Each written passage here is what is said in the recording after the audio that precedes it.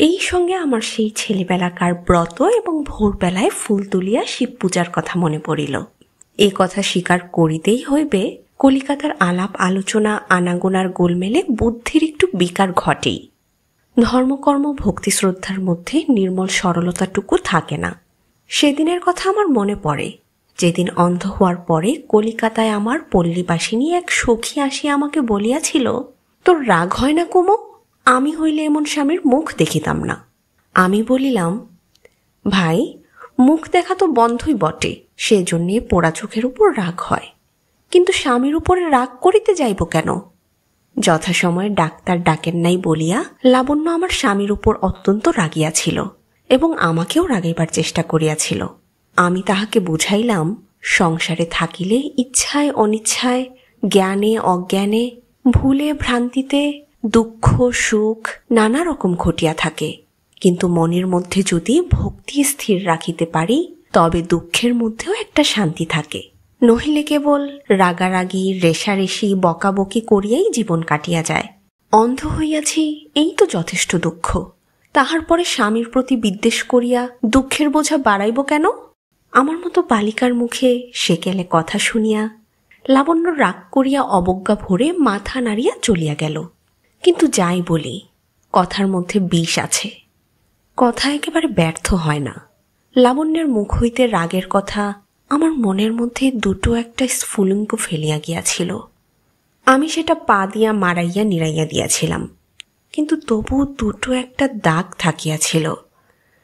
তাই বলিতেছিলাম, কলিকাতায় অনেক তর্ক অনেক কথা, সেখানে দেখিতে দেখিতে বুদ্ধি অকালে পাকিয়া কঠিন হইয়া ওঠে। পাড়াগায়ে আসিয়া আমার সেই শিব পূজার শীতল শিউলি ফুলের গন্ধে হৃদয়ের সমস্ত আশা ও বিশ্বাস আমার সেই শিশুকালের মতো নবীন ও উজ্জ্বল হইয়া উঠিল।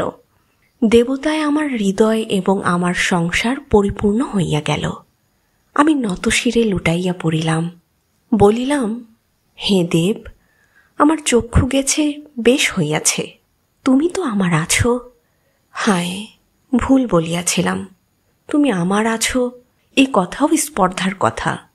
আমি তোমার আছি, কেবল এইটুকু বলিবারই অধিকার আছে। ওগো, একদিন কণ্ঠ চাপিয়া আমার দেবতা এই কথাটা আমাকে বলাইয়া লইবে। কিছুই না থাকিতে পারে, কিন্তু আমাকে থাকিতেই হইবে। কাহারও উপরে কোনো জোর নাই, কেবল নিজের উপরেই আছে। কিছুকাল বেশ সুখে কাটিল। ডাক্তারিতে আমার স্বামীরও প্রতিপত্তি বাড়িতে লাগিল, হাতে কিছু টাকাও জমিল। কিন্তু টাকা জিনিসটা ভালো নয়, উহাতে মন চাপা পড়িয়া যায়। মন যখন রাজত্ব করে তখন সে আপনার সুখ আপনি সৃষ্টি করিতে পারে, কিন্তু ধন যখন সুখ সঞ্চয়ের ভার নেয় তখন মনের আর কাজ থাকে না। তখন আগে যেখানে মনের সুখ ছিল, জিনিসপত্র আসবাব আয়োজন সেই জায়গাটুকু জুড়িয়া বসে। তখন সুখের পরিবর্তে কেবল সামগ্রী পাওয়া যায়।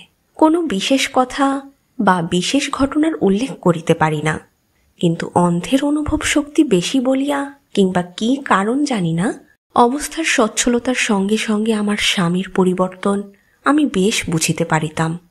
যৌবনারন্তে ন্যায় অন্যায়, ধর্ম অধর্ম সম্বন্ধে আমার স্বামীর যে একটি বেদনা বোধ ছিল, সেটা যেন প্রতিদিন অসার হইয়া আসিয়াছিল।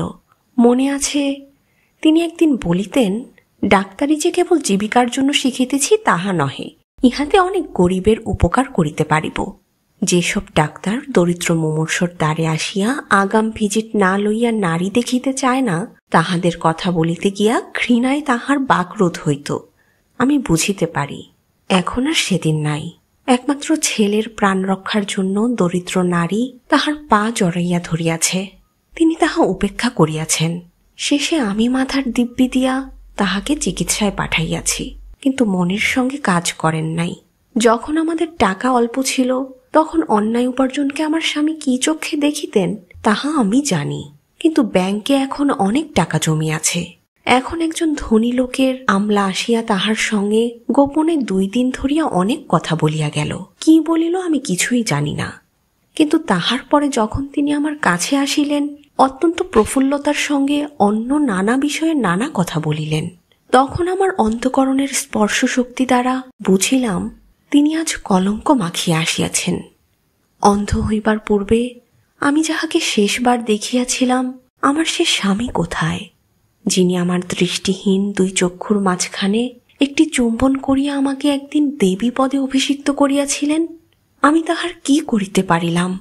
একদিন একটা রিপুর ঝড় আসিয়া যাহাদের অকস্মাৎ পতন হয়, তাহারা আর একটা হৃদয় ব্যাগে আবার উপরে উঠিতে পারে।